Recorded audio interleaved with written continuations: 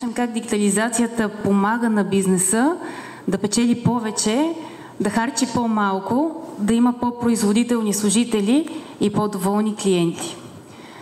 Но първо ще се допитаме до вас и ще ви помолим да извадите телефоните си, ако вече не сте ги извадили, и да сканирате този QR код, за да чуем вашето мнение на въпроса колко процента според вас от търговията ще премине от традиционна в онлайн през следващите 5 години. Какво е бъдещето за дигиталния бизнес? И това е отговорът всъщност на въпроса, който ви зададахме по-рано. 17% ще прелее от традиционен в онлайн бизнес в следващите 5 години.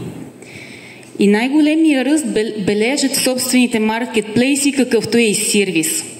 Както знаете, маркетплейс е едно пространство, на което продавачи и купувачи се срещат.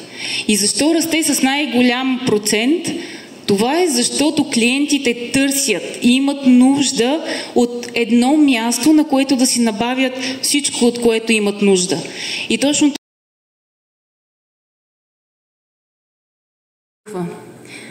бизнесът няма време за всичките задачи, които има. Персоналът и цената на персонала продължава да се увеличава, както и текучеството. Бизнесът има нужда от решения, които да му дават повече време, да може да намали разходите си и да увеличи приходите си. И точно това е, което дигитализацията дава на бизнеса. Дава редица ползи, които всъщност му помагат да расте. Това са по-големи продажби, намаляване на административните и логистични разходи, по-висока нетна печалба, по-производителни и мотивирани служители и съответно и по-доволни клиенти.